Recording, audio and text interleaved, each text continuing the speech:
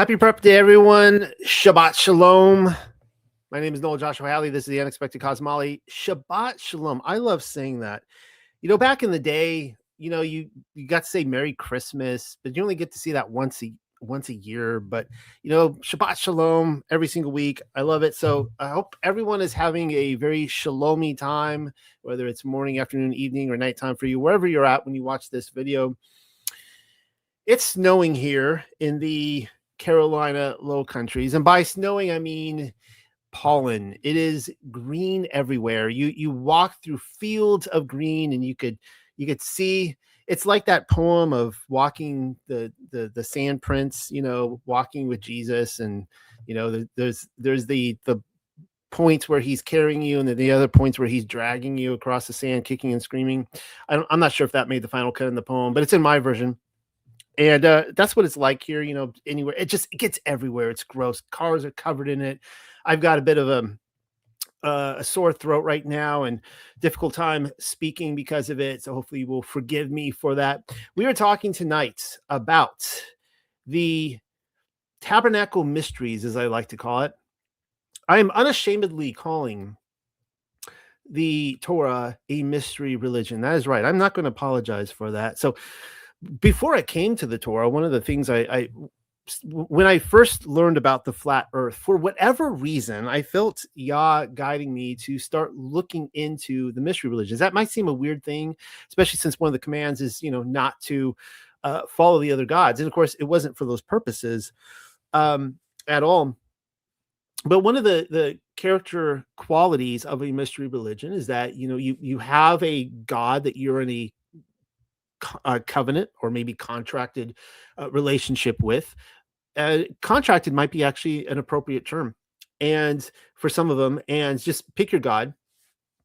You enter some cave or a tent or a temple or some sort of covered space, dark space. You enter it. You make a sacrifice, and then you get your food that you eat, that you consume, or your drink, maybe wine, whatever. You partake of the God himself or herself, and then you go deeper into that cave and meet that God yourself. And I do think that was literally done, not just metaphorically, for death, burial, resurrection ceremonies. Also, maybe not always so metaphorical. And you would learn to live a rejuvenated life or a life of resurrection. Well, that's essentially what the Torah is. And we're reading tonight, our Torah portions is the last chapters of Exodus. It's actually a pretty lengthy read, and I want to get right into it. You can see here I have 86 pages of commentary. I don't know why I do this to myself week after week after week. I have so much stuff I want to get to you guys, and I just need to cut this stuff down.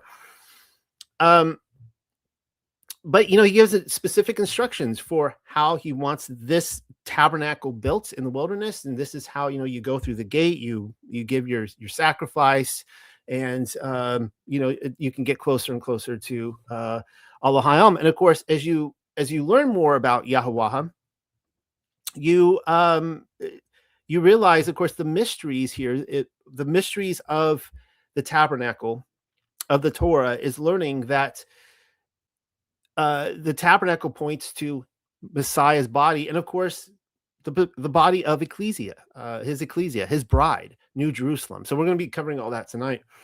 Hope you guys enjoy this. Before we do get into it, I do want to point out that this book right here, Good News in the Nights, we just released today. So this may be the first time you're hearing about it, unless you got the notice earlier today on Patreon or Facebook. And this is put out by Crystal Morris, one of our very own community members. This is, as you can probably deduce looking at this, this is dealing with the zodiac, the gospel, and the stars. And she has written a book that is intended for an audience of people who are kind of new at this. It's 80 pages and it's beautiful. So it's something you could, of course, polish off yourself, read really quickly. You could give it to friends, as a gift. It's intended for those purposes, that it's not going to be overwhelming for them. They go, oh, 80 pages. I could read this and learn about gospel and stars. And she's a wonderful woman. Go support her. And speaking of that, I want to point out over here at Patreon, this is the Tuck Book Club. And I don't talk about this enough. We have something very, very unique here at our Tuck Book Club. And as I pointed out in the past, every single dollar you support our ministry with, whether it's 5, 10, 15, 25, 30, 50, 75, 100, 150, whatever, whatever you want to give us monthly, we give you the exact same amount back in a store coupon. Now, we are a book publisher. We are putting out the Paleo Hebrew scriptures. Our goal is to get the entire Bible, all of canon, translated. We've got a lot of, I just showed you Crystal Morris, her book, Good News in the Night, and we're putting out a lot of books every month, more and more, my own books, a lot of different authors, great material, some old Christian books, some old Jewish books. You could cash it in for those every month. You could pick whatever you want. We have Dawn's health products. We have working with Ancient Paths now. So we've got a lot of stuff out there. And this is one of the ways you not only support us, you support these other vendors. There's all these other people that are depending on this that are getting some of their own finances that they are supporting their families through. So I would like to see right now, I was trying to find the actual number. Right now we're bringing in $5,500 a month through the Tuck book club, which, mind you, does not just go into my pocket because we are a book publisher, right? So think about how much it costs to publish books, all these things we're turning around. And also this goes to other vendors and stuff, right? This doesn't just go to me, it goes to the community all over. But I would like to see this number go up into the 6,000s. I'd like to see it go higher, but that's my goal right now. I would love to let's climb this, get this thing climbing up, and bring in more. Also, Give, Send, Go. There's a link under this video. As you guys know, I did have to mention a couple months ago that I officially cut the funds for the Paleo Hebrew Scriptures project. It broke my heart to do it. We weren't bringing in the money. We were going further into debt in my household every single month to try to support this. Nevertheless, I'm leaving this here. People are asking me, well, no, why is it still there? Well, it's still here because I'm letting Yah work and let a miracle happen. And maybe someone's going to come fill this up for the year. You could see our yearly goal right there and where we're at right now. Guys, every dollar counts. Appreciate it. Thank you. And I'm going to try to make it through the night. My allergies are really kicking the gear right now. Let's start with the Lord's Prayer. Reading from the Paleo. Our Father, set apart is your name, and your royal dominion, your pleasure, your delight, you will exist in Shamayam and in Arats. And give us our bread continually and pardon our faults, our sins and missteps in the same manner in which we forgive those who commit faults, sins, missteps against us. And all do not bring us into the hands of testing, but guard us from all evil. Amen. All right, we're going to be finishing up the book of Exodus tonight. And then, of course, next week we start the very heart of the Bible itself, Leviticus, with its blood and guts and everything. A lot to read tonight. I do want to point out, if you're new here and you're like, what translation is this? We are reading from the Paleo Hebrew Scriptures. We are trying to put out all of canon translated through the Paleo. And I will say this because I have noticed that. So through the years, people would assume that if I am putting out the Paleo Hebrew, that I would be like a sacred namer. I always find it funny because most of the sacred namers are like modern Masoretic Hebrew, and they come in, they see the way we're pronouncing the names. They're like, "What? That's not. You don't know how to pronounce his name right." It's like, yeah, dude, we're not reading from the modern Hebrew. We're reading from the Paleo, the original. I'm sorry to tell you, give you the news, but your sacred names are not that old. Just so you know. But the thing is that the more I delve into this and the more I'm committed to publishing this, the less of a sacred namer I've become. And I want everybody to know that. As I see great value in the Paleo, and in fact, I think that this is a historical thing that is happening of putting this out. I believe this is part of opening up the books that have been sealed, or the words that have been sealed, as Pamela would say, the Dabaream that has been sealed. However, I still find great value in the KJV.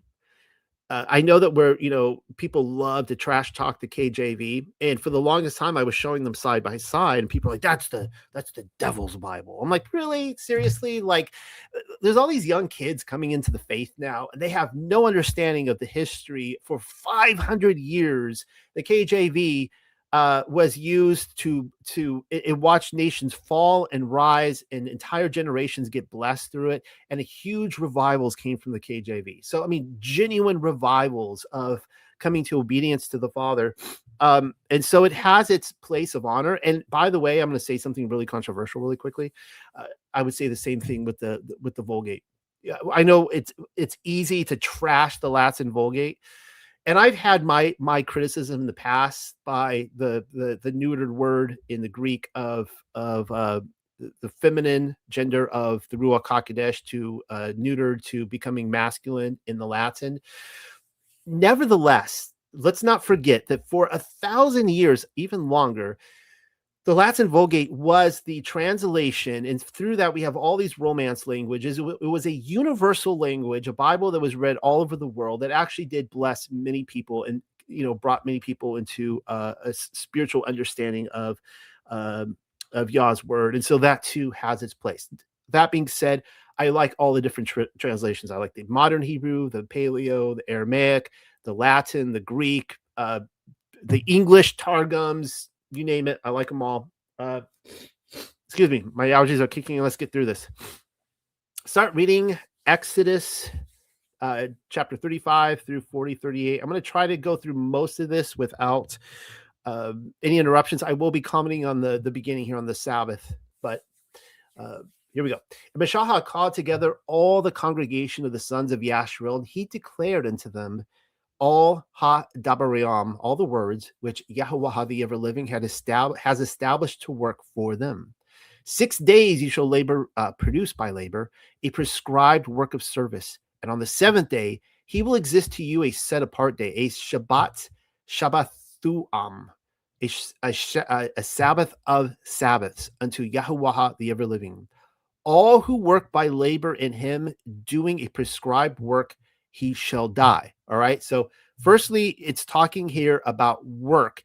And then notice it jumps over to having a fire. And I personally think that this is one of the most misunderstood passages of the Sabbath day. And I'll give a little commentary on this. It says, you shall not consume with fire in all your places of habitation on the Sabbath day. Now, I have to remind everyone that all I can do sometimes is read to you the Bible and say, yeah, what I just read, do that. Right. So what I just read, do that, or don't do that. If it says don't do that, then don't do that. That's one thing. It's another thing for me to come up with my own interpretation. And that's one of the problems, right? You get 10 people up here. We read that same passage. We're going to have 10 different interpretations of this. So that's the sticky part, because I don't want to tell somebody to do something or not to do something that's actually breaking the commands. And this is one of the reasons why you need to read this for yourself and come up with your own conclusion, your own convictions. I do not believe that this is talking about fire in general. Now, there's a couple theories to this. Number one, this part right here about, so imagine that you have all of the camp in the wilderness. You have the tabernacle right there that is about to be built. We're getting the directions for the next 5 chapters on Moses saying, this is what you're going to build, all these things. And so what Moses is doing is saying, contextually, as we talk about building the tabernacle on the Sabbath day, you better stop working. Like, you better stop all work on this tabernacle. I don't want to see anyone working. And I personally think that is what he's talking about here. Some of you are going to say this is a cop-out. But look at, Pamela puts a little one note there. So let's look at the footnote of what she thinks. She thinks this is referring to depasteurizing a field. She says, like, maybe burning trash or things like that, or leaves, meaning that you are still doing work. It says, you shall not consume with fire, under the context of doing labor work, a type of work that is building your kingdom. Does that make sense? Like, you're expanding your world, your own kingdom, just as Yahuwah did in the creation week, or Allah Hayam, when he stopped after 6 days. On the 7th, he stopped creating. Now, I've pointed out many times that those of you listening, you're a wife, a husband, a father, a mother. or fill in the blank. You can't, maybe you're a pet owner, all right? You can't cease being a pet owner on the Sabbath. You can't cease being a farmer. You can't ignore your animals on the Sabbath. You can't do it. You can't. You can get up early in the morning and milk the cows and those kind of things. They have to be milked. They have to, right? They have to be fed. They have to be kept warm. You can't cease being a parent. As much as we would all love to, I would love talk about rest. I would love to be, hey, whoa, it's Sabbath. I'm not the father today. All right. Take it up with your father in heaven. You can't do that. You got to break up fights. You got to clean up messes. You got to deal with the fires, like literally the fires, metaphorically, I should say, the fires that are happening in your house. You got to put them out. You got to do all these things on a Sabbath. You got to eat food, right? And so we have to be real careful here about how we legalize this and say, live a righteous life, you can't have any fun whatsoever. I've given this example before. I have been at the house of Torah individuals who are so anti anything on the Sabbath. They're almost like lay in bed and breathe shallowly people, that they would have like apples and oranges on their countertop, but you weren't allowed to take a knife and cut the apple because that is working. You're using a tool, and you should have cut the apple on Friday and let it sit there. And, you guys know what happens to an apple when it's opened up overnight, right? It's not fresh anymore. And so I'm sitting here theorizing this, going, okay, I can't use a knife to cut this apple, but my teeth are tools. Can I use that to cut the apple? I actually asked them that, I think. You see what I'm saying? It gets to be silly after a while. All right. So my understanding here, again, I don't want to cause anyone to sin or break, transgress the Torah, the commands. But I think this is talking here fire in the context of artisan work, actually working the fields, things you would use fire in those contexts. Obviously, you can light a menorah, right? That's a fire. So we have huge problems if we can't light a menorah in our house. That's a fire. All right. And Mashaha spoke toward all the gathered assembly, the sons of Yashreel, saying, this is the purpose plan which Yahuwah the ever-living has established to say, take him from among you a heave offering unto Yahuwah. Everyone of spontaneous, generous heart shall bring a heave offering to Yahuwah the ever-living, gold and silver and copper, and thukalath and ergamen and crimson worm crimson and female goat hair and ram skins dyed from red earth, and thukashayam skims and shetayim wood, and sweet spices for the light, and spices for the anointing oil, and sweet spices for the incense, and shaham stones and inauguration stones for the ephod and for the ornamented breastplate. And another thing too, this always bothers me. If you can't have fires in your house, like, how are you supposed to study the Torah when it gets dark? You see what I'm saying? I'm still back on that. Or, what if you have, what if it's cold and you're snowing? I actually asked this guy this once. He was a sacred namer. And I asked him this because he was against you can't light any fire whatsoever, not even a candle. You just, like, wasn't even thinking about a menorah.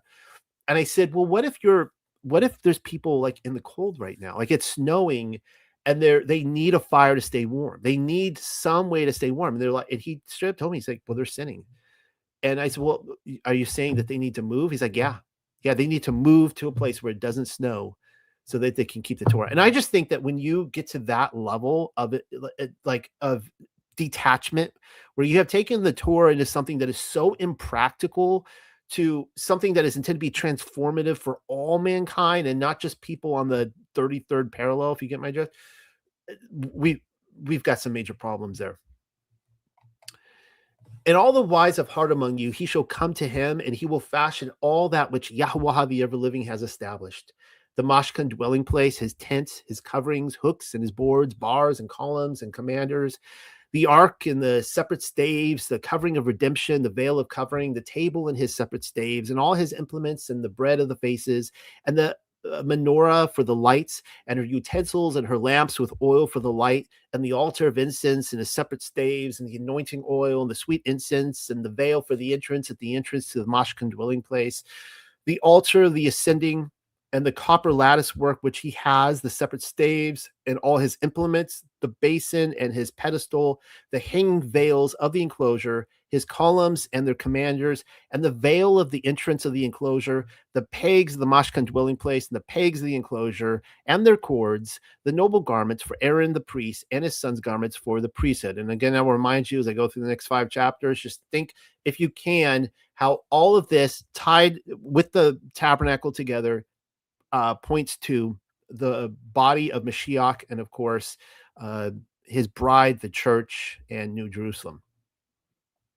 And all the congregation of the sons of Yasharel lifted up from the face of Mashaha, and he came, every man whose heart lifted him up, and him whose ruach urged him. They came to him with the heave offering of Yahuwah the ever-living for the work of service, for the tent of meeting, and for all his service, and for the set-apart garments. You notice here how it has a bit of a contrast. First, it says all the congregation of the sons of Yasharel, and I take that to mean everybody in the wilderness. They're like, yeah, let's do this.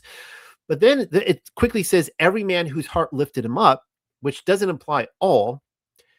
And the context here you're about to see in a moment. It seems like the Ruach HaKodesh is urging some people more strongly at first, inviting some people, and they're coming forward. You have to wonder if some people are getting the call and they're not bringing it forward. That could be the case, as it is within our day-to-day lives.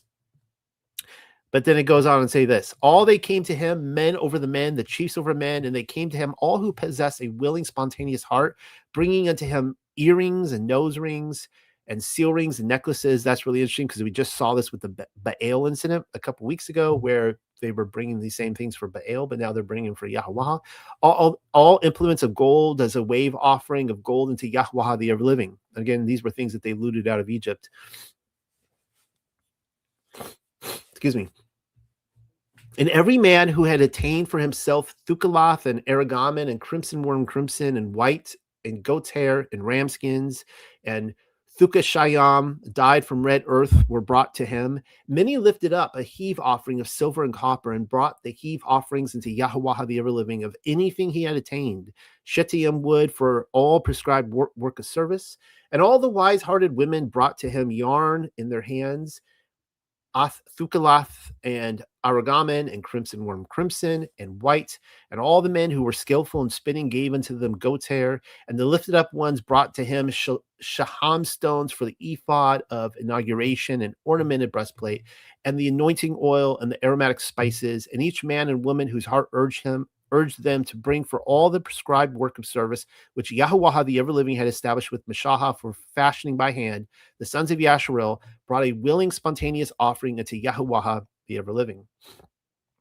And Mashaha said unto the sons of Yasharel, see, Yahuwah has called out by name Batzalel, son of Uriah, son of Hur, of the tribe of Yehuda, and he filled him with the Ruach of Alahayam in Hakamaha, in Thu-ba-unuha, and in Da'ath, and in all the prescribed work of service. So again, right there, we know that there's 7 spirits of Alahayam, one of which is Yahuwah, and then we also have the spirit of wisdom, understanding, and knowledge that are included here, that are filling people. That goes outside of our modern Christian kind of Protestant, or I'd say Catholic, or even Orthodox understanding of how this is supposed to work, because we always talk about we're filled with the Spirit. We don't talk about filled with the spirits, plurality of, I've got some spirit of wisdom here, understanding, knowledge.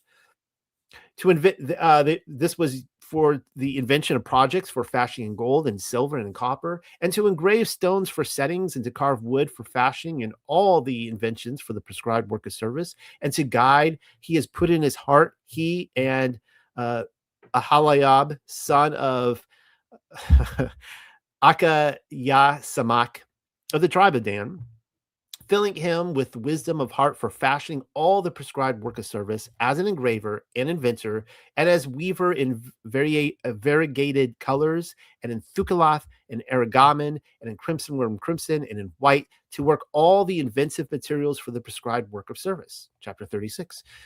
And then Batzalel and Ahalayab worked in every wise-hearted man in whom Yahuwah had gifted Hakamaha and Thuba Unuhu thuba unuha, and these for knowledge to assist them in all the prescribed work of service for the Kudash, for all which Yahuwah had established. And Meshaha called out toward Al-Batala Al, and unto Al-Ahalayab, and unto every wise-hearted man whom Yahuwah had gifted in his heart Hakamaha, and all whose heart lifted him up to approach into the prescribed work to produce her.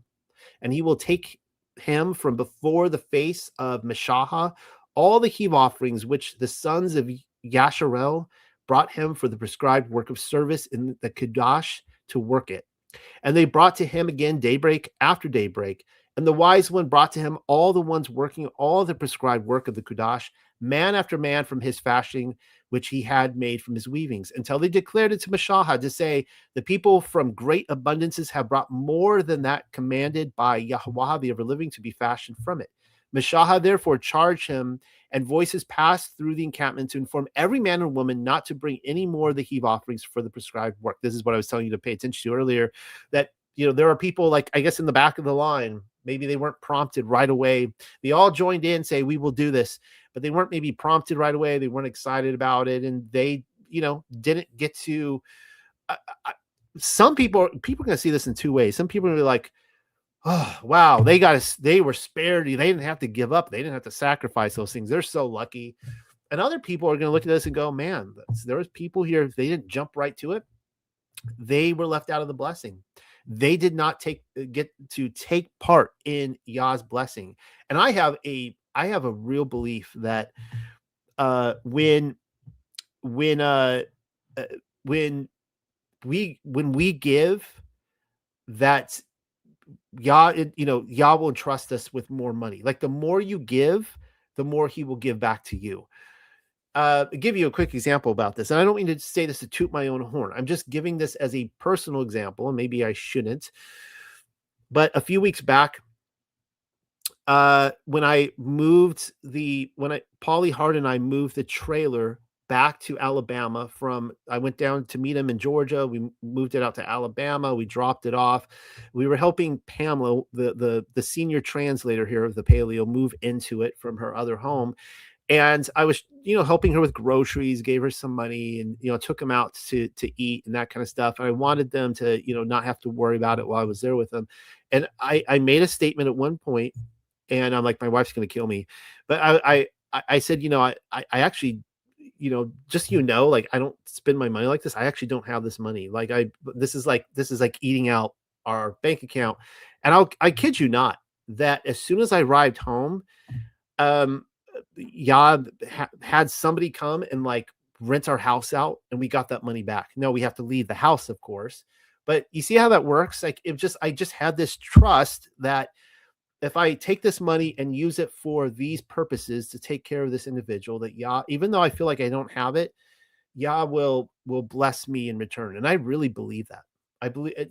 People tell me all the time, well, I can't, I wish I could. I wish I could, give, but I can't, because, is there, like, not to judge them, but maybe they're like, they got like a coffee in their hand from, like, Starbucks, but like, oh, I just can't afford, I don't have enough. And I'm telling you right now, everyone out there, that if you give, he will give back to you.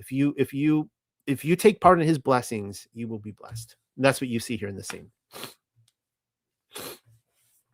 Meshaha therefore charged him, and voices passed through the encampment to inform every man and woman not to bring any more of the heave offerings for the prescribed work of the Kudash. And so the people were restrained from bringing. And the materials for the prescribed work existed in large quantities, sufficient enough for the prescribed work of service for her work. It was over and above, beyond measure.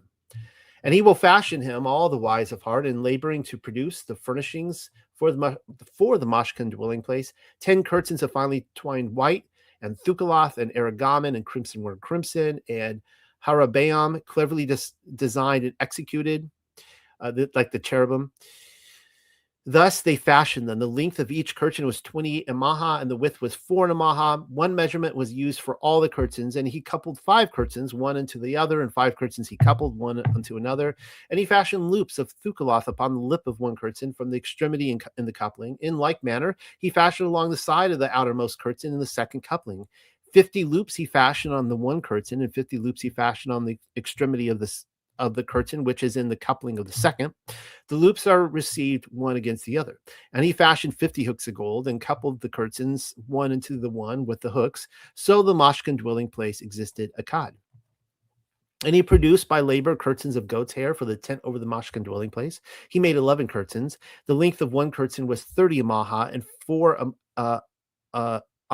amouth, the width of one curtain. One measurement is used for the 11 curtains, and he coupled 5 curtains by themselves and 6 curtains by themselves. And he will fashion 50 loops upon the lip of the curtain, the utmost in the joining, and 50 loops were fashioned upon the lip of the second place of junction. And he fashioned 50 copper hooks to bring into fellowship the tent, that it might exist akkad. And he, and there's that word akkad, right? The oneness, which is a very intimate, as far as I'm concerned, a very intimate Hebrew word. And he fashioned a makasaha, which would be a covering of a tent or a ship, as Pamela says, for the tents of ram skins dyed from red earth, and makasaha covering of thukashah ayath skins above that. And he fashioned boards for the Mashikan dwelling place of shetayim wood standing erect. 10 amath is the length of the board, and 1.5 amaha is the width of one board. 2 handles for each board, opposite from one another, each toward each. Thus he did make for all the boards of the Mashkin dwelling place, and he fashioned the boards for the Mashkin dwelling place, 20 boards for the sides southward toward Negab. And 40 commanders of silver he fashioned beneath the 20 boards, 2 commanders beneath one board for 2 tenons, and 2 commanders beneath one board for the 2 tenons. And for the other side of the Mashkin dwelling place for the north, he made 20 boards and 40 commanders of silver, 2 commanders beneath the one board and 2 commanders under the other board. And for the sides of the Mashkin dwelling place seaward, he fashioned 6 boards, and he fashioned 2 boards for the corners of the Mashkin dwelling place and 2 flanks. And he did exist doubled beneath, and together he did exist doubled toward the head and to the seal ring for the 2 corners. And he did exist 8 boards and their commanders of silver, 16 commanders, 2 commanders under the other board. And he made wood bars of shetayim wood, 5 for the boards of one side chamber of the Mashkin dwelling place, and 5 bars for the boards of the second side chamber of the Mashkin dwelling place, and made wood bars for the 2 flanks of the Mashkin dwelling place for the flanks seaward. And he produced by labor the middlemost bar to pass through the middle part of the boards, from one extremity to the other extremity. And he overlaid the bars with gold, and their seal rings he fashioned gold housing for the bars and overlaid the bars with gold. And he made the tent curtain of thukalath and ergamen and crimson worm crimson and finely twined white. He fashioned her as a cleverly designed work. And he fashioned her 4 columns of shetayim wood, and he caused them to shine by overlaying them with gold, their pegs of gold. And he cast from metal for them 4 commanders of silver. And he fashioned a covering veil for the entrance of the tents of thukalath and ergamen and crimson worm crimson and finely twined white in a work of variegated colors, and his 5 columns and their hooks. And he overlaid their heads and their joinings with gold, and their 5 commanders were of copper. Chapter 37. And Batzalel made the Ark of the Covenant of shetayim wood, 2.5 amathuyam his length, and 1.5 amaha his width, and an amaha and a half his stature. And Batzalel himself caused it to shine, overlaying it with unalloyed gold, housing it within and without. And he made to him a wreathed border of gold and a circuit round about. And he cast from metal 4 seal rings of gold to hem over his 4 feet, with 2 seal rings upon his one side and 2 seal rings upon his other side. And he fashioned separate staves of shetayim wood, and he caused them to shine, overlaying them with gold. And he caused the separate staves to go into the seal rings upon the sides of the ark to lift up the ark. And he fashioned coverings of unalloyed gold, 2 amath and a half in width. And he made 2 gold cherubim or cherubim of gold, making them from turned work at the 2 ends of the coverings, 1 cherub at one end and 1 cherub at the other end, going out of the coverings, 2 worked cherubim fixed at his ends. And he will exist to him with wings spread out and extended upward, interwoven protectively with their wings over the coverings, and their faces man toward his brother over the coverings. The cherubim existed facing. And he fashioned his table spread out of shetayim wood, 2 amaha his length and an amaha and a half his width. and an amaha and a half his stature. And he caused it to shine, overlaying him with unalloyed gold. And he made a wreathed border of gold to him, and a circuit round about. And he fashioned a border for him, a thuphak, in a circuit roundabout. And he fashioned the wreath border for his enclosing in a circuit roundabout. And he cast to him from middle 4 seal rings of gold, and he gifted the seal rings upon the 4 corners, which are for his 4 feet. And the seal rings existed over against the enclosing, its housing for lifting up the table. And he fashioned separate staves of shittim wood, and he made them to shine, overlaying them with gold to lift up the table. And he made the implements which were upon the table, the dishes and his curved bowls and the cups of which they pour out. These were of unalloyed gold. And he fashioned the menorah of unalloyed gold, a turned work, and he made the menorah and his branch, her bowls, her crowns, and her blossoms existing going out of her. 6 stalks go out from the sides, 3 stalks from one side, and 3 stalks from the other side. 3 cups watch in one stalk with a crown and a blossom, and 3 cups made like almonds watch in another stalk, a crown and a blossom. Thus, in this manner, 6 stalks go out from this menorah, not 8 or 9. And in the menorah, 4 large cups made like almonds watch with her crowns and her blossoms, and a crown beneath the 2 stalks going out of her, and a crown beneath 2 of the stalks going out of her, and a crown beneath 2 of the stalks going out of her, for the 6 stalks going out of her. And their crowns and their stalks out of her all of her will exist as one turned work of unalloyed gold. And he fashioned her 7 lamps and her tongs and her fire pans of unalloyed gold, a kekar of unalloyed gold. He fashioned her and all her implements. And he fashioned the altar of incense of shittim wood, and a maha his length, and a maha his width, 4 squared, and 2 amaha his stature. The horns existed going out of him, and he made him to shine, overlaying with unalloyed gold his surface and his sides in a circuit round about. And his horns he fashioned him a wreathed border of unalloyed gold. And he fashioned 2 seal rings of gold beneath his border over the 2 corners of him upon his 2 sides for housing, and to lift him with them. And he fashioned separate staves of shittim wood, and he caused them to shine, overlaying them with gold. And he fashioned the kudash anointing oil and pure sweet incense from the work of the ointment maker. Chapter 38. Pausing for a drink. And he made, producing by labor, the altar of the ascending from shittim wood, 5 amuth, his width, and 3 amauth his stature. And he fashioned his horns upon his 4 corners. The horns existed going out from him, and he made it to shine, overlaying him with gold. And he fashioned all the implements of the altar, the pots and the shovels and the bowls and the forks and the fire pans, and all his implements he made of copper. And he made for the altar a lattice network beneath the border into his midst. And he poured forth, casting from metal, 4 copper seal rings for the ends of the lattice network to house the separate staves. And he fashioned the separate staves of shittim wood, and he caused it to shine, overlaying them with copper. And he caused the separate staves to go into the seal rings upon the sides of the altar to lift him with them. He fashioned him with hollowed out boards. And he fashioned the basin and his footing from copper with reflectors for those going forth at the entrance of the tent of meeting. And he fashioned the enclosure on the negab. Let me see what the negab is really quickly. The south, I should have known that. The negab, southward. She even put it there afterwards. The hanging veils of the enclosure of white, finely twisted, 100 in amaha.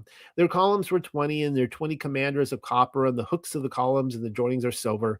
And for the side northward, 100 in amaha, their 20 columns and their 20 commanders. The hooks, the columns, and the joinings are silver. And seaward are hanging veils, 50 in amaha. Their columns and their commanders are 10. The pegs of the columns and their joinings are silver. And for the east side, toward the rising sun, 50 amaha.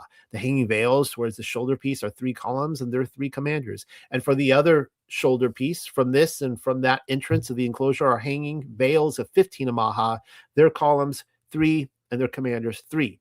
All the hanging veils of the enclosure in a circuit roundabout were of finely twined white. And the commanders for the columns are of copper, the pegs of the columns and their joinings of silver, and the overlaying heads are of silver. Thus were all the columns of the enclosure.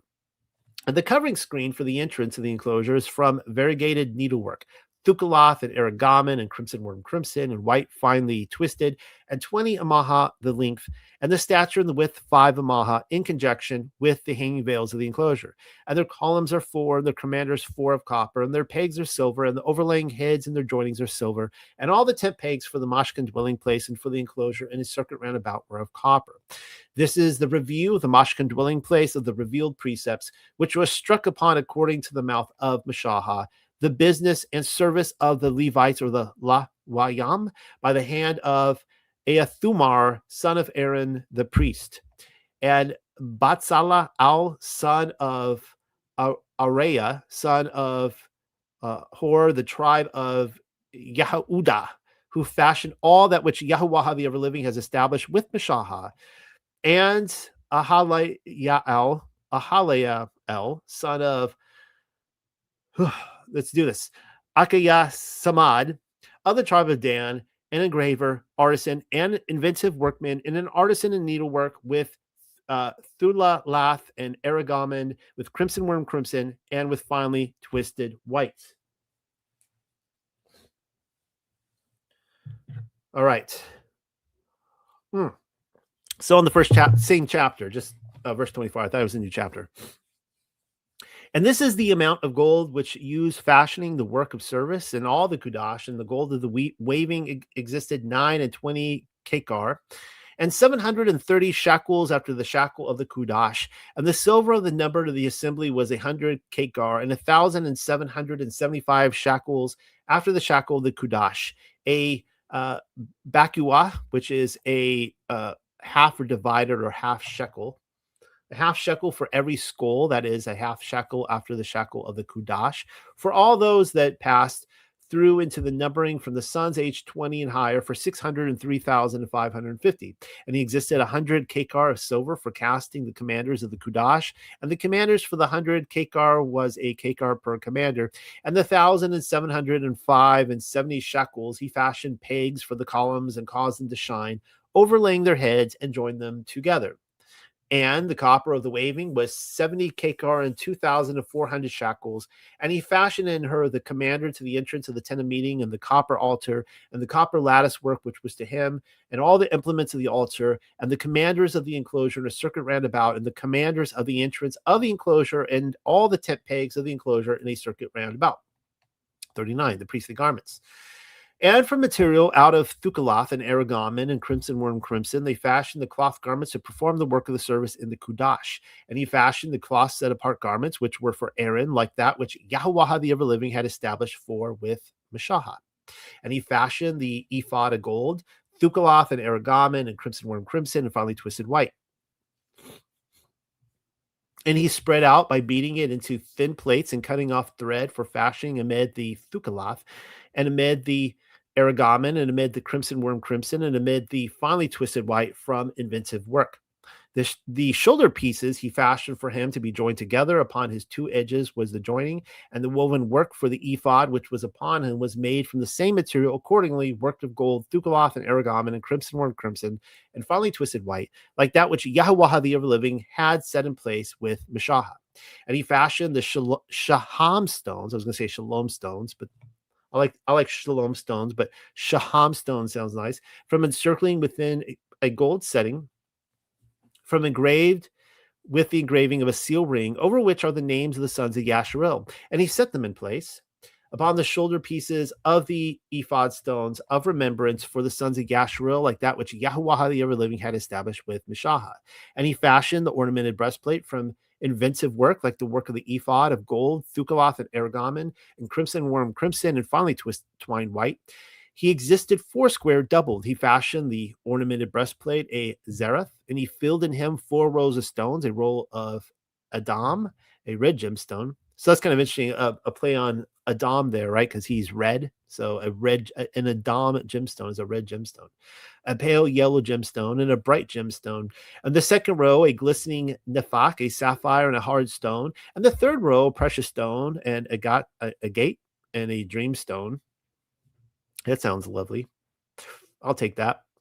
And the fourth row, a Tarshish gemstone, a Saham and a jasper gemstone.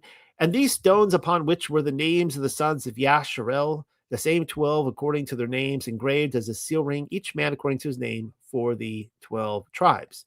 And he shall fashion interwoven cords upon ends of the ornamented breastplate, worked from unalloyed gold. And he will fashion 2 settings of gold and 2 seal rings of gold, and he shall gift the 2 seal rings over the 2 ends of the ornamented breastplate. And he gifted the 2 thickly woven braided cords of gold, and gifted the 2 seal rings upon the 2 ends of the ornamented breastplate. And the 2 ends of the thickly interwoven cords he gifted over the 2 settings, and he gifted him over the shoulder pieces of the ephod toward the front of his face. And he fashioned him 2 seal rings of gold, and placed him upon the 2 ends of the ornamented breastplate upon his lips, which were toward the region of the ephod housed within. And he fashioned 2 golden seal rings, and gifted them upon the 2 shoulder pieces of the ephod from beneath, from over against the joining at the higher part of the inventive girdle of the ephod.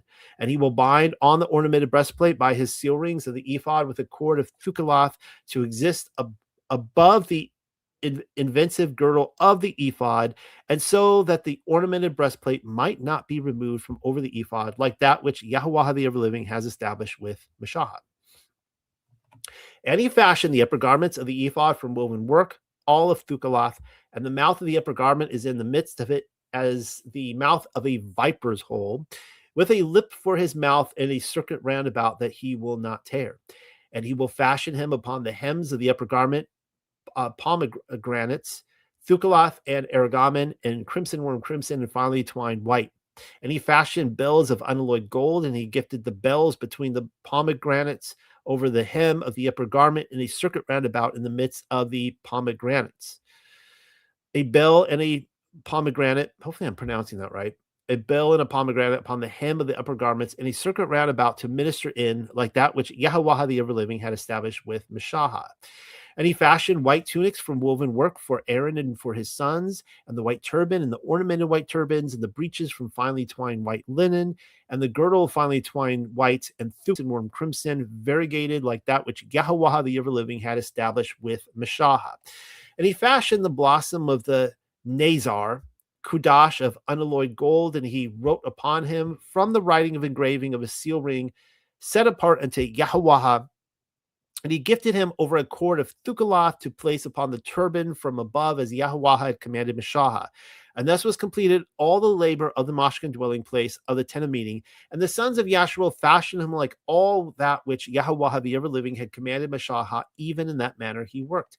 And he brought the Mashkin dwelling place unto Al-Meshach, the tent, and all his implements, his hooks, and his boards, and his bars, and his columns, and his commanders, and the covering of ram skins dyed from red earth, and the Thukashayam skins, and the veil, the covering, and the ark of revealed precepts, and the separate staves, and the covering of redemption, the tables, and all his implements, and the bread of the faces, and the menorah, unalloyed, and her lamps to be arranged in order, and all her implements, and the oil for the light, and the golden altar, and her anointing oil, and the sweet spices for incense, and the covering for the entrance to the tent, the copper altar, and the copper network which is to him, and his separate staves, and all his implements, and the basin and his pedestal, the hanging veils of the enclosure, his columns and his commanders, and the covering for the entrance of the enclosure, his cords and his tent pegs, and all the implements for the service of the Mashkin dwelling place for the tent of meeting, the garments for the service to minister in the Kudash, the set apart garments for Aaron the priest, and the garments for his sons in which to minister as priests.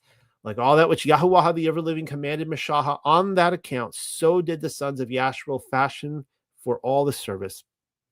And Meshach observed all the prescribed work of service, and behold, he had fashioned her just as Yahuwah the Ever-Living had commanded, even in that manner he had fashioned. And Meshach, he did barak them.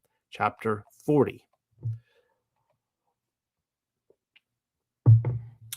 And Yahuwah the Ever-Living set words in order unto Al-Meshach to say, on the first day of the Kadash, on the first Kadash, you will rise up the Mashkin dwelling place of the tent of meeting, and you will put in place there the ark of the revealed precepts and the protected coverings over the ark with the veil, and you will bring in the table and set its arrangements in order, and you will bring in the menorah, and you will light her lamps, and you will gift the golden altar for the incense to the face of the ark of the revealed precepts, and shall set in place the veil, the entrance to the Mashkin dwelling place, and you shall gift the altar of the sinning offering to the face of the entrance of the Mashkin dwelling place of the tent of meeting, and you will gift the basin between the tent of meeting and between the altar, and shall gift water therein. And you will set in place the enclosure and a circuit round about, and you will gift the hanging veil, the entrance of the enclosure. And you have taken the anointing oil, and you have anointed the Mashkin dwelling place, and that which is in him, And you will set apart him and all his implements. Thus he will exist kudash. And you will anoint the altar of the ascending offering and all his implements. And you will set apart the altar, and he will exist as kudashayam. And he will anoint the basin and his pedestal, and you shall set him apart. And you will cause Aaron and his sons to approach toward the door of the tent of meeting, and you shall wash them with water. And you shall clothe Aaron with the set apart garments, and you shall anoint him, and you shall set him apart, that he may minister as a priest to me. And his sons you shall cause to come near, and you shall clothe them in tunics. And you will anoint them in the manner in which you did anoint their father, that they may minister as priests to me. And their anointing shall certainly exist to them as a priesthood for time of long duration, circling throughout their generations. And Meshaha fashioned like all that which Yahuwah the ever-living had commanded him in that manner, so he accomplished. And he will exist in Kadash in the second year, in the Mashkin dwelling place was raised up. And Meshaha raised up the Mashkin dwelling place, and he gifted his commanders, and he set in place his boards, and he gifted his bars, and he raised up his pillars. And he spread out the tent over the Mashkin dwelling place, and set in place the covering of the tent over him from above, like that which Yahuwah the ever-living commanded Meshaha. And he took and gifted the revealed precepts into the ark, and he set in place the separate staves upon the ark, and he gifted the covering of redemption over the ark from above. And he brought forth the ark into the Mamashkin dwelling place, and he set it in place, the veil of covering, which he covered protectively over the ark of revealed precepts, like that which Yahuwah the ever-living had commanded Meshaha. And he gifted his table into the tent of meeting over against the side northward of the Mashkin dwelling place from outside the veil. And he arranged in order upon him an array of lechem to the face of Yahuwah the ever-living, as Yahuwah had commanded Meshaha. And he set in place the menorah and the tent of meeting over against the side of the Mashkin dwelling place southward. And he caused to go up the lamps of the face of Yahuwah the ever-living, like that which Yahuwah had commanded Meshaha. And he set in place the golden altar and the tent of meeting to the face of the veil. And he burned incense upon him, sweet spices of incense, like that which Yahuwah the ever-living had commanded Meshaha. And he set in place the veil for the entrance of the Mashkin dwelling place. And the altar of the ascending offering he placed by the entrance of the Mashkin dwelling place of the tent of meeting. And he offered upon him the ascending offering and the gift offering, like that which Yahuwah the ever-living had commanded Meshaha. And he set in place the basin between the tent of meeting and between the altar, and he gifted water therein for washing. And out from there, Meshaha washed Aaron and his sons, their hands and their feet, and they're going out toward the tent of meeting, and they're coming near toward the altar. They washed like that which Yahuwah the ever-living had commanded Meshaha. And he raised up the enclosure and a circuit round about for the Mashkin dwelling place, and the altar, and he gifted the hanging veil for the entrance of the enclosure. So Meshaha completed the work of service. It's about time. He completed it. And he covered with a cloud the tent of meeting, and the heavy splendor of Yahuwah the ever-living filled the Mashkin dwelling place. And Meshaha could not endure to enter into the tent of meeting, just as many people cannot endure to read the last 5 chapters, but we made it through it. For the cloud had settled down to dwell over him, and the heavy weight of the splendor of Yahuwah the ever-living filled the Mashkin dwelling place. And the cloud went up from over the Mashkin dwelling place, and when he lifted up the sons of Yashrael, all the breaking of their camp. And if the cloud did not ascend, then they did not break camp until the day he lifted up. For the cloud of Yahuwah the ever-living was over the Mashkin dwelling place during the days, and the fire existed on him in the eyes of all the house of Yashrael in all their sojournings. I have to say that is blessed be the name of Yahuwah. May he be praised. That was one of the toughest, I think, so far in our Torah portions this year. That was the toughest 5 or 6 chapters to read. I did it in about 45 minutes. I think that took me to get through. So, all right, now again, everything I read there, it all has meaning. And I'm not even going, as you can already tell, in the next hour that I'm with you tonight, I'm not even going to begin to cover all that. Nevertheless, I want to give some pointers and baby steps in understanding how what we just read, the tabernacle, is what I call the tabernacle mysteries, a mystery religion. Of course, this is in a covenant relationship with the King of Kings, Lord of Lords, Yahshua Messiah, Yahuwah, discovering the body of Messiah through what we just read. So discussing quickly the this will be you know excuse me, review for some of you, the blueprint of the tabernacle. I just noticed that's kind of an interesting little fun little transfiguration picture there. I don't even know why I put that in there. I just kind of subconsciously put. I didn't even look that hard at it. What a cool picture. We read in Shamawath, or Exodus 25:40, and you will observe and fashion in this manner of building which you have seen in the mountain. So we saw in past weeks where Moses is either taken up to heaven, according to some accounts, or shown the heavenly realm in more exoteric tellings. And he was intended to model whatever he saw, whatever he was shown down on the earth. Now, it is my position that we're looking at multiple things with the tabernacle. We're looking at the firmament itself. We're looking at the zodiac, and New Jerusalem, of course, is the firmament. It's the zodiac. Is it a brick and mortar city on top? I don't have a problem with that. I think that there is one, but the more and more I have dug into this, I am convinced that we are New Jerusalem, and that we actually have credible evidence. Call it circumstantial if you want, but we have evidence on this earth that we are seeing the bones of New Jerusalem coming down. I'll be showing you some of that. Most of you already know where I'm going with this. Of course, Hebrews 8:5 ties in Exodus 25:4. For every high priest is ordained to offer gifts and sacrifices, wherefore it is of necessity that this man have somewhat also to offer. For if he were on earth, he should not be a priest. This is talking about Messiah here, seeing that there are priests that offer gifts according to the Torah. So, who serve unto the example and shadow of heavenly things. So it's real important to note in Hebrews, I've done studies on this in the past. I'm not covering this tonight. Hebrews does not cancel out the Torah at all. It actually shows that the Torah is transferred into the hands of the Melchizedeks, who, of course, Yahshua Messiah is. So the Levites on the earth are serving into the example and shadow of heavenly things, as we saw as Moses is to model the tabernacle. As Moses was admonished, it says right there, of Elohim when he was about to make the tabernacle. For see, saith he, that thou make all things according to the pattern shown to thee in the mount. Hebrews 8:5 is quoting from Exodus 25:40. Now, this reminds us, of course, of Plato's World of Forms. This is AI's answer. You can see they're sourcing Wikipedia right there. Some people are going to say, no, Plato has no place whatsoever in the Bible. That is Greek Hellenization of like the 2nd or 3rd century BC. Check yourself before you wreck yourself. Well, I can't see it any other way. I'm sorry. I can't.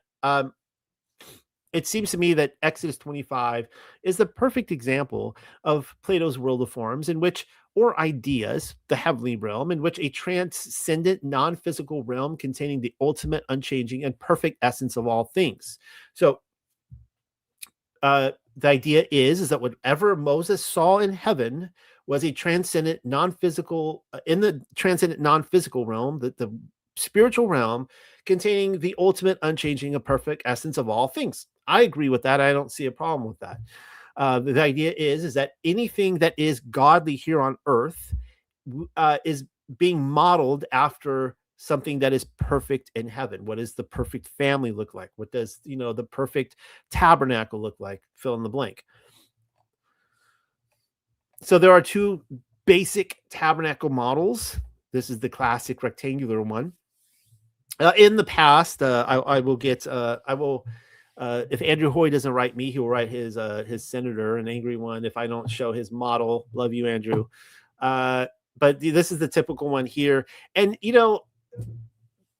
I just do not believe, I no longer believe that this is the legitimate model. I'll give you an example in a second. This is Project 314, Andrew Hoy's brilliant model.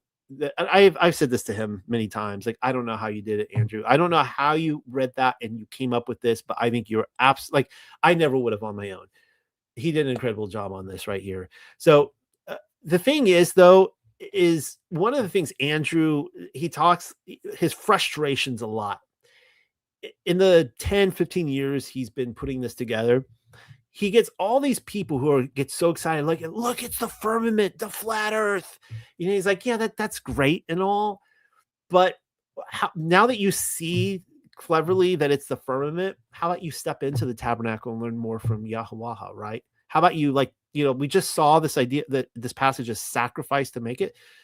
How about you sacrifice something? People are like, they're out of there. Like they love they love, just pointing things out like that, neat things like that online. But how many of us are willing to step into that tabernacle and experiencing the mysteries of heaven and the kingdom? So yurts, as you can see here, this is a big, huge honking yurt in the wilderness. And, something like this in the desert, I don't know, maybe if it was like a chain link fence, like a military compound or something like that would work.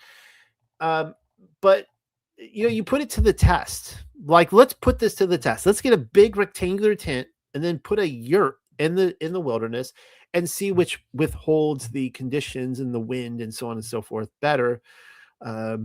Here, of course, is a woman. I don't know what nationality she is, Saudi Arabian or Iranian. I don't really even know. Afghanistani, who knows? Who is showing why the yurt is the superior tent to have out in the wilderness. She's modeling for us. And of course, you can see here, I asked AI this question, and it sourced Groovy Yurts. So you can take this with a grain of salt. Of course, Groovy Yurts is trying to sell you the superiority of their tents over rectangular tents. But yurts are highly resilient structures designed to withstand strong winds, often up to 115 or 142 miles per hour with proper engineering, due to their aerodynamic circular shape that allows wind to flow around them rather than catching flat sides. See, that would be a problem 40 years in the wilderness with those big, huge flat sides that everyone insists was the true model. They utilize a sturdy wooden lattice frame to distribute pressure evenly. Now, I've said this to Andrew in the past. So I appreciate his work in ways that I don't know if he appreciates or not, because we have stuff like this right here. Last week I showed you, I wish I showed it again, the meme where with the, whenever there's a war in the Middle East, everybody starts talking about, oh, the third temple's coming. Here at Tuck, we know it's like the fifth or sixth temple by this point. And I showed a picture where somebody slid up the rectangular box shape temple right next to this groovy looking round dome shaped thing. Of course, I have put out there in the past. I wasn't the first to suggest it, unfortunately. My friends over the Fig Tree generation were the first to suggest that this might have actually been a working temple during the millennial kingdom. And when I heard that, I would just like all this research I'd already put into this, it all came together. And I'm like, why did I never once see that or even stop to even, just to consider that? You see this right here. This is how do you pronounce this guy's name? Gilliam D. Tyre. And of course, he's talking about the Knights Templar. I think he's the first to chronicle them. And it says that since they had no church nor any fixed abode, speaking of the Knights Templar, the king gave them for a time a dwelling place in the south wing of the palace near the Lord's temple. So here they call it the Lord's temple, or you could say Yahweh's temple.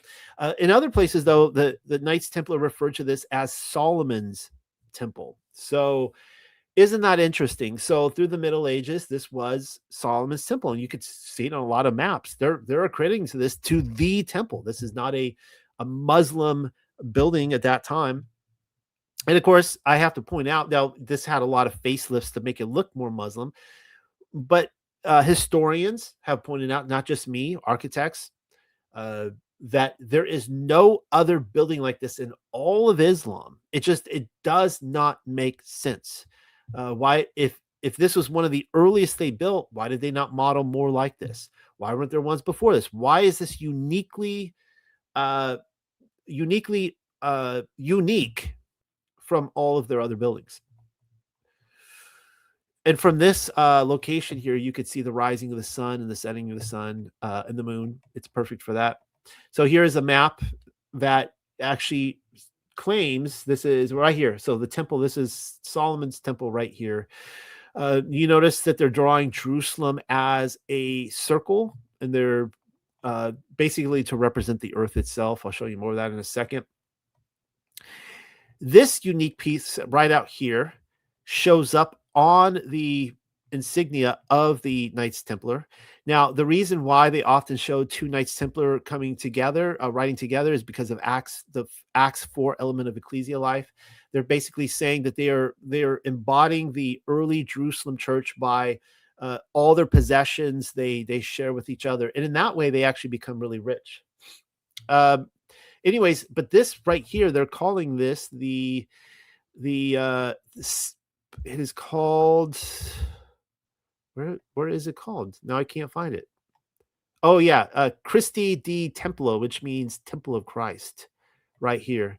Christi di Templo. So they're saying this right here is called the Temple of Christ. And I've looked into this really unique little baptistry type of building here. And again, the historians have no blueprints for any of the stuff. They don't know where it's first mentioned. They don't know why it was built. It's a mystery to them. Of course it is, right? But this, of course, matches what we see all across the realm. It's called the Dome of the Chain.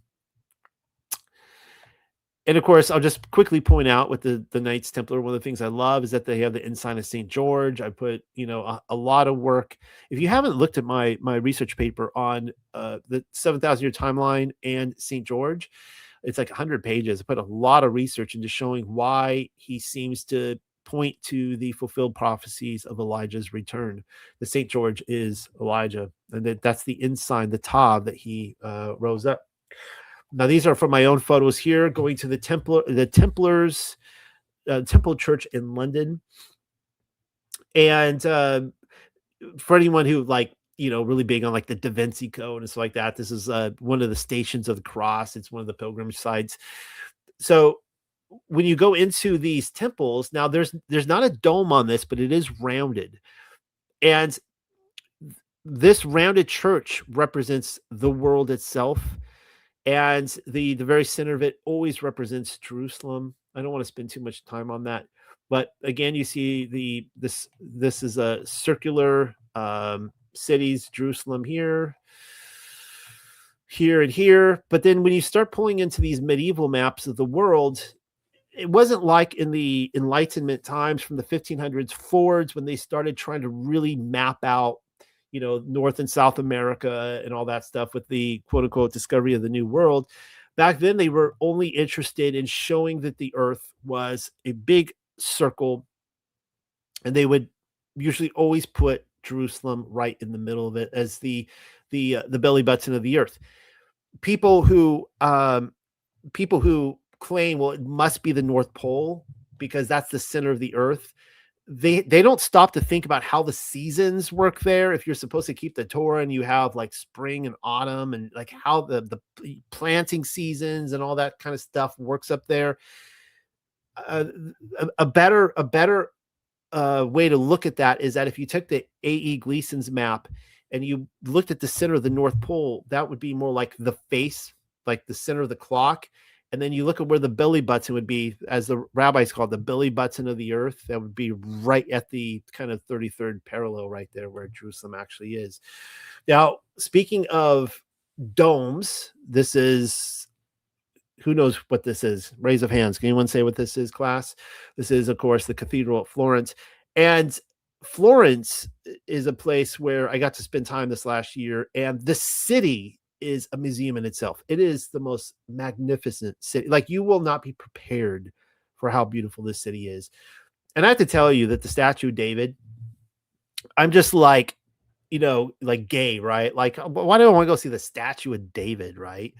With that big old honking thing hanging there right in front of my face. But I have to say that when I walked into that room and I saw David, I was just like, what? I was breathless. I wasn't prepared for that. I'm like, that is the most amazing statue I've ever seen in my life. You're just like, it's magnetic. It just draws you to it. But anyways, this is one of the dumbest there's a lot of things in the official narrative where I can't disprove. I'm like, yeah, that probably happened. But I have to say that the building of Florence Cathedral is the one of the dumber aspects of the official narrative that cannot possibly be true. And I'm about to tell you. So they tell you that Florence Cathedral is, you're looking at two time periods, epochs of world history. You're looking at the Middle Ages and the Enlightenment. So apparently, all the bottom half they built in the Middle Ages, and the dome was the beginning of the Renaissance in the 1500s. Well, here's my problem with this. So they will tell you that the architects they greenlit this project knowing that they wanted a dome, one of the largest, most impressive domes known to man. I mean, there were domes. They could have gone smaller scale, but they wanted a building with a dome, and they didn't know how to build it. So they're like, let's just build it anyways, and let's just green light this and put billions of millions, I guess, in today's money, right? Millions of dollars into this, and take hundreds of years to build this. And then eventually we'll just figure it out, right? We'll figure out how to. So they had a big old gaping hole up there until finally someone discovered how to build a dome. No, that has never happened, as far as I'm concerned, in the history of the world for any major building project like this. You do not build something architecturally and not know how to complete it and still build it. So anyways, that's just one of those really dumb things in history. Here's some of the other stuff here. There is a point to all this with the domes. That I love to point out, the Pisa Baptistry. You can see the Leaning Tower of Pisa there, the Pisa Cathedral. So in these pictures, you can kind of see the it's kind of in the background here. So they tell you that this beautiful baptistry. No, actually, you can't see it over here. I guess there's no red top here. But anyways, it's back there. Climbing the Tower of Pisa, by the way, was just like it felt like you were in a fun house, because you literally get the sensation like you're walking in there and you're leaning against the wall, and as you come around, you lean the other way. It's so freaky. But they tell us that this baptistry took hundreds of years to build, hundreds of years. And they call it a baptistry, mind you, right? Which is really interesting, because that's what we see all across the realm. But inside, the only use, apparently, that this domed building that took hundreds of years to build was for this right here. Just, I guess, to dip babies in, or to sprinkle babies with, right? Like, another one of those things where they don't know what to do with this, and it just does not make logical sense at all, that anybody would have so much money to be that flamboyant, to be like, yeah, just why don't you take my money and use labor for the next like 300 years just to build something to sprinkle babies with. Let's do, like, that's just dumb. Here's another one right here, the Church of the Holy Sepulchre. And I know that I'm probably alone on this statement. A lot of us coming out of evangelicalism, you're more likely to go to the Garden Tomb. It's what we were all raised with, because being anti-Catholic, anti-Orthodox. But my studies in the Millennial Kingdom have brought me back to really believing that this is legitimately built. This was not the original tomb, mind you. This was built during medieval times. During the Millennial Kingdom, that they built this up. It would have been an actual cave, because Hadrian came and demolished. He actually built the Temple of Venus over the tomb, and we have this all recorded. And so I believe that according to all the historical records we have, the Garden Tomb does not fit with any records, and this is it. But you can see here too that it's built under this massive dome with the representation of the throne of heaven right above there, and they're telling you a lot about the way it works. There's a beautiful, and even this structure itself is really unique looking, doesn't it? It has a very Tartarian feel to it. So here's another great medieval map. I show this a lot because it's just esoteric, and I just love it to death. You see Joshua throwing up his street creds right there, his gang sign, the age of Pisces. Of course, I believe that represents the male and the female, the two fish in unity together, the wisdom. We see the two pillars that would later be taken over by Freemasonry. We see the Ark. He's seated on the mercy seat, the Ark of the Covenant. Of course, this is telling you that the medievalists, and one of the reasons why they seem so detached from Yahweh or Yahweh is because in their line of thinking, Yahshua was, right? He is that God. We lost that along the way, and we are rediscovering that now. And I'm going through, I'm like, this makes, that's not Yahweh sitting on the seat. That is Yahshua sitting on the Ark of the Covenant. Of course, you see that the earth is his footstool. And you see the 12 stations going around here of the zodiac, which I think is really important. And one of the things they're telling you here is that New Jerusalem has come down. I fully believe there's Jerusalem right in the center of the earth, as you can see right there. They show you the outskirts here of the Gog Magog people that these might be beyond Alexander's wall. But these 12 stations right here represent the zodiac, and I have proposed to you many times in the past that these are also the 12 gates of New Jerusalem up in the sky, and that you can take each of the 12 tribes of Israel and you can line them up with the different stations of the zodiac. So right here you see Aries, for example. This would be the age of Abraham, going into the age of Pisces, which would be the age of the Millennial Kingdom, up into Aquarius. So here's a description right here in Revelation 21:12. And it had a wall great and high and had 12 gates, and at the gates 12 angels, and names written thereon, which are the names of the 12 tribes of the children of Yasharel. By the way, I've often wondered if, we talk about how stars are entities, but I often wondered about that about constellations. If one of the mysteries is that constellations are actually make up an entity too. That it's not, we know that it's not just man imagining things up there, the ancients, that this is brought down from heaven itself. So I often wonder about that, if those angels up there at the gates. Of course, Enoch backs this up in Enoch 74. 12 gates I beheld in heaven at the extremities of the earth, through which the sun, moon, and stars and all the works of heaven proceed at the rising and setting. Okay, so here he is. We see a connection here with New Jerusalem. Maybe it's talking about what we see in the firmament. This one here is wonderful too, because this is, what is this called? This is the Epstorf map. Right here you see Yahshua with the Tav, but if you look over here, you see his hands right here. They are pierced, and his feet, which are also pierced. This is his crucified body, and his body makes up the entire earth. Of course, they're going to put Jerusalem right in the middle there. And, I've commented on this so much, all the stuff. You see the Gog Magog people. You see all the different pilgrimage sites, including Noah's Ark, which you can go back and visit back then. I've pointed this out so many times, and people are still refusing to acknowledge that the the ark existed or exists at all to be seen, and I believe it is. But notice here the fire all the way around, right? So they're telling you see this a lot, the fire that separates the Christianity from the outer world, so that there is a barrier on this earth where the millennial kingdom, the kingdom of Messiah, seems to be physically manifested. And if you go beyond that, you're, there's like some sort of protection of the Holy Spirit by this fire. And we, before I go into that though, we see right here in Ephesians 5:22 through 24. I guess I cut out the 4 there. Famous passage, you all know this. Wives, submit yourselves unto your husbands as unto Yahweh. For the husband is the head of the wife, even as Mashiach is the head of the church. So they're showing it, pulling in Ephesians 5 here, showing Messiah being the head of the church. And again, New Jerusalem has come down, but I'm going to build this a little bit more. Zechariah 2 says this, and said unto him, run, speak to this young man, saying, Jerusalem shall be inhabited as towns without walls, for the multitude of men and cattle therein. For I, saith Yahweh, will be unto her a wall of fire round about, and will be the glory in the midst of her.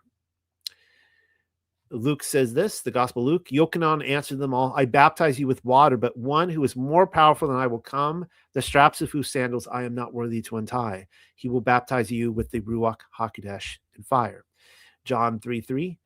Yahshua answered and said unto him, verily, verily, I say unto thee, except a man be born from above, he cannot see the kingdom of Elohim. That's really interesting right there. So one of the things that I love about Baptists is how much they despise the Gnostics and how much they actually agree with the Gnostics. Like it's like one of those things that, like, how like sometimes you hate things about others that most resemble yourself, which I think is very true of the Baptist church, because they're really big about being born again. And I can't actually say that it's necessarily terrible theology. And you see this in the Gospel of Philip. They say the same thing. Those who say that Adonai first died and then was resurrected are wrong, for he was first resurrected and then died. They're just playing here on this whole idea that being born again, this is what the Baptists proclaim, that you have to be born again. If you ever enter a Baptist church, I know this because I spent, decades of my life there. I know how they think, right? You go to any Sunday school class and you're new there, they will ask you for your testimony. When were you born again? When they say that, they want a calendar date. They want you to say October 25th, 1994 or something like that. And they're like, oh, okay. They want, that's what they want to hear. But if you go into a Baptist church and you're like, I haven't been born again yet, they're like, okay, who is this heretic? Like, you have to have a born again moment, right? You don't debate that theology with them at all. And so I'm just saying it's a very Gnostic thought, and I love it. Revelation 21 says, and I saw a renewed heaven and a renewed earth, for the first heaven and the first earth were passed away, and there was no more sea. And I, Yochanan, saw the holy city, renewed Jerusalem, coming down from Elohim out of heaven, prepared as a bride adorned for her man. So, I've been over this in past weeks recently, where I'm not, please don't think I'm mocking the idea of a city being a bride, but it's kind of strange that a city would be a bride. Like, I love Paris. I love Paris to death. I told you I love Florence, but I wouldn't think of marrying Paris or Florence and being like, oh yeah, I want to get in bed with Paris and Florence. Like, forget human women. This is way better. I'll just have this whole city. I'll just hug the walls, because it's like, no, like, clearly there's something a little bit esoteric happening here. And so when people tell me, I've heard this from like Torah groups, they're like, no, the church can't be the bride because it says right here that city is a bride. Oh, and it's like, well, we already went through in Exodus where it says that he's the groomsman to Israel. So Israel clearly is his bride. So what's going on here, that this renewed Jerusalem is coming down. Here in great passage in Isaiah, which actually is quoted in, I love that scene in the Passion of the Christ, when Yeshua is carrying the cross and he falls, and Mary Magdalene and his mother is right. I think the mother, Mary, runs up to him or something like that. And she goes right up to him, and he looks at her, and I think he says, behold, I make all things new, mother, or something like that. And every time I hear that, I'm like, ooh, I start like crying. It's like such a great scene. I know the scene's coming. I'm like, Noel, don't cry. And then he says it. He looks at his mom and says it. I get like glossy eyed. It's awful. It says this in Isaiah: for behold, I create renewed heavens and a renewed earth, and the former shall not be remembered nor come to mind, but be glad and rejoice forever in that which I create. For behold, I create Jerusalem a rejoicing, and her people a joy. And I will rejoice in Jerusalem and joy in my people. So here you see that the two seem to be really interchangeable. But then then Isaiah describes what it's going to look like.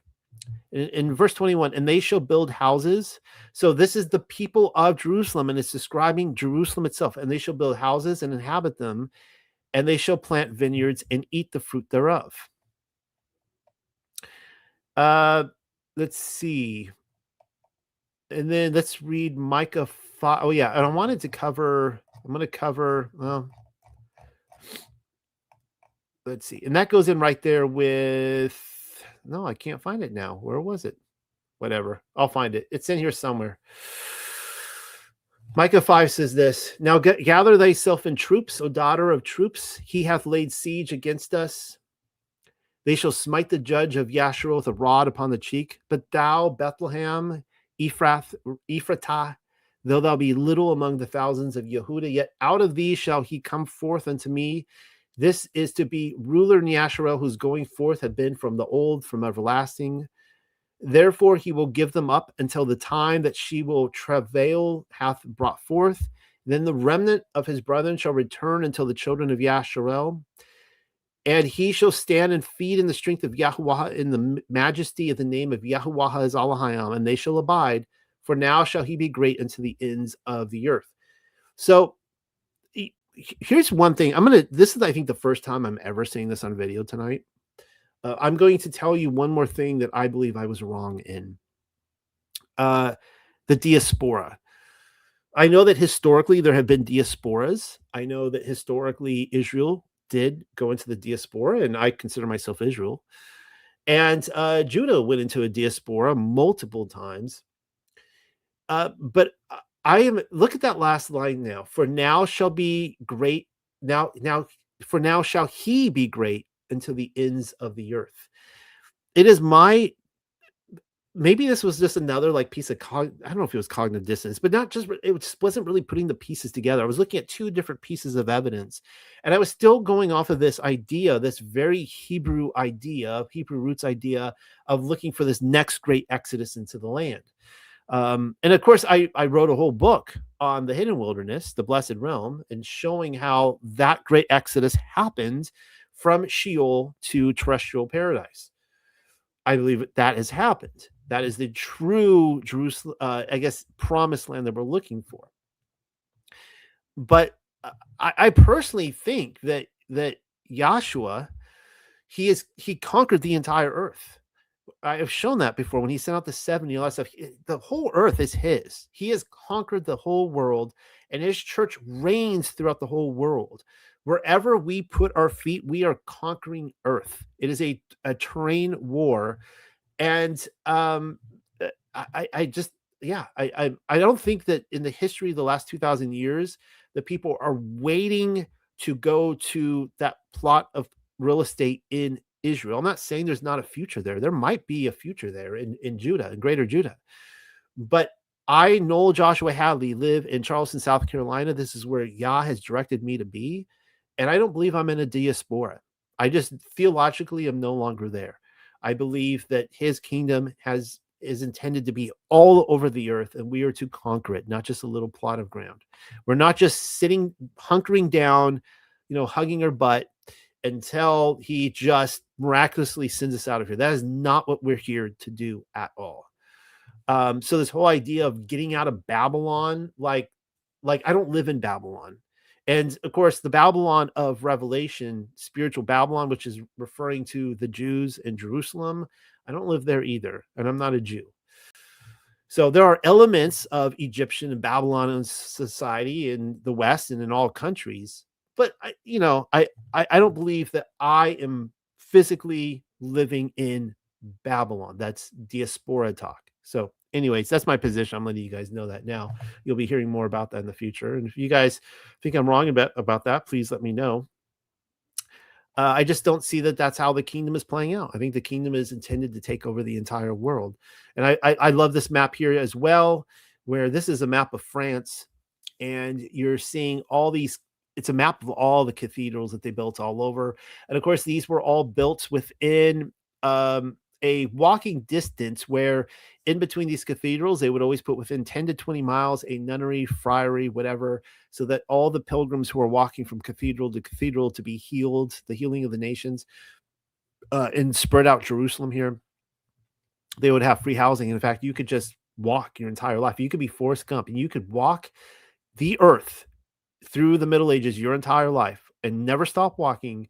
And every night you would have a bed and food and a shower. That's the way it was set up. I'm not recommending that because I think we all need to work, but I'm just saying it was set up in that sort of way. Okay, so there's the sitting out of the 70 right there. All right, let's start getting back though to the tabernacle, because I was talking about it and yet I wasn't, but I want to be a little bit more specific going forward for the rest of this.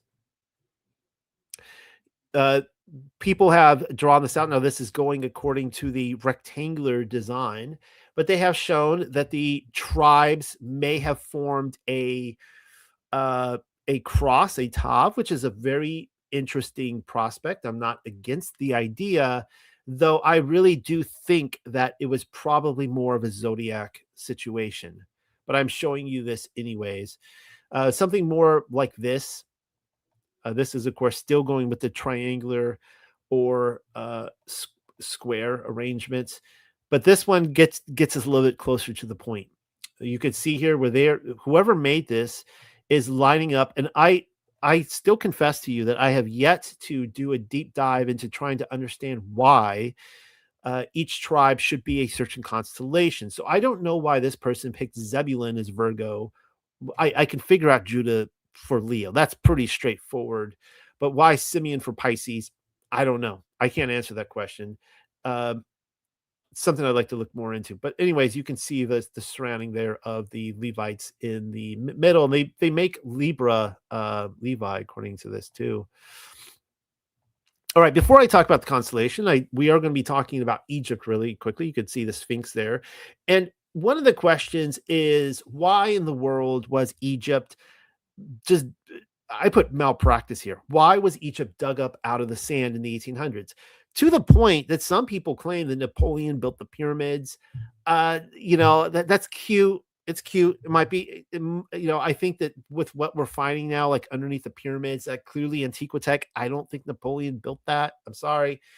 But nevertheless, what caused Egypt to be buried under the sand? Well, we see this. This is another millennial kingdom passage right here, Zechariah 1. It talks about Egypt. It says, and if the family of Egypt does not, it specifically mentions Egypt, no other country, just Egypt.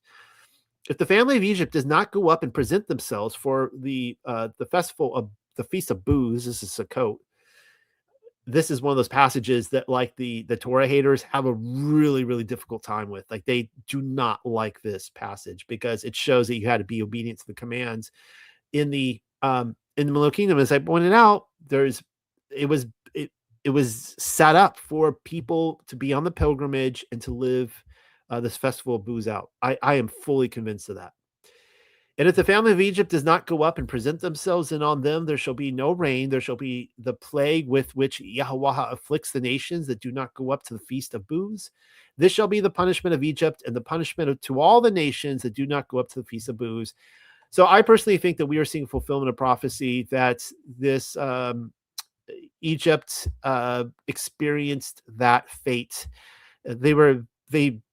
There was so much malpractice there in terms of Yah's commands. Maybe they forsook them or whatever, and this happened, and then we had to dig it back out of the sand again. Now, I'm bringing this up because I'm going to be quickly dipping my toes into Witness of the Stars, and the author, of course, is a card-carrying flat earthist, and he believes that the way the zodiac should be read is according to the Sphinx, that the Sphinx gives us the clue. Now, this is fascinating because, according to the writings of Abraham, Seth, he started the Great Pyramids and Shem finished them. So this is actually Sethite, Adamic. They were built as temples to Yahweh. And then, of course, the Egyptians later, they basically, they moved in and they squatted and they took over these pyramids. They weren't theirs. But so you can see there with the Sphinx that it starts out, he says, okay, now this is the signs of Leo and Virgo from the ceiling of the portico of the temple of Esna, showing the Sphinx between, uniting the beginning and ends of the zodiac. And so that's the clue right there. This is the actual temple. That's the ceiling right there. And this is what he says in his book, In the Witness of the Stars. As I have said, the popular beginning today is with Aries, the ram. So he's saying this is wrong. Don't start with Aries, the ram.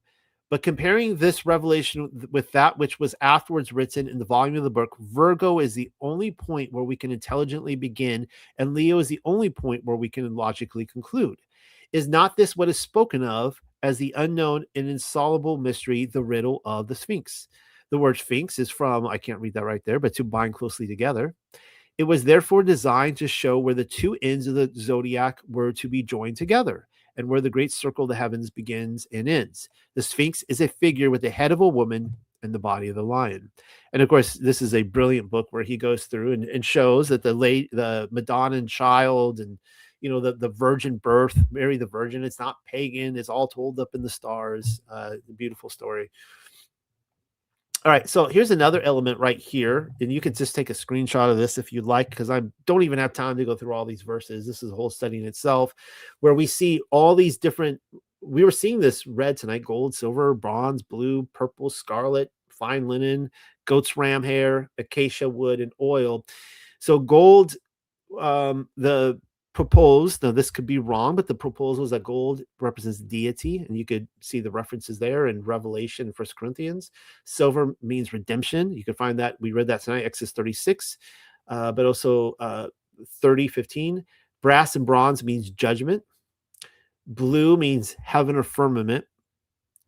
And that, remember, the original 10 commandments were written on the bones of heaven, and it was like a sapphire blue, like you see in the sky. It was actually, he literally took a piece out of the firmament to make that, which is really exciting. Purple means king or royalty, which you can also see in Revelation. Scarlet means blood sacrifice. Fine linen means righteousness. The goat's ram hair means atonement. Acacia wood means Messiah's humanity, which is fascinating too when we think about the cross. And oil is the Ruach HaKodesh. I think that one's probably pretty much not debated at this point.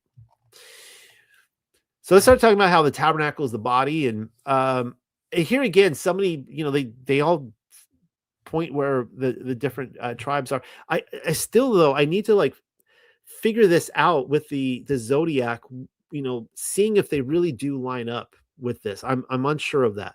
So a little embarrassed to even go into a study like this and not really know. But anyways, get to know your tabernacle. Unfortunately, I am showing the rectangular design here instead of the circular one. I think everyone can imagine a circle. But you go through the entrance there into the court of the Gentiles, and then you have the bronze altar, the brass laver. So this is where you make your sacrifice, and then there's the washing place, and then you have, of course, the altar of incense, the table of showbread, the lampstand, and of course, all the way in the back, the Holy of Holies, which would, of course, be in the center of the tent. If it's circular, is the Ark of the Covenant, and there's, of course, a veil or curtain there. So I'm going to be showing you tonight different elements of this and how it all points to Messiah. I've already shown you how, elements of how we are New Jerusalem. Yeah,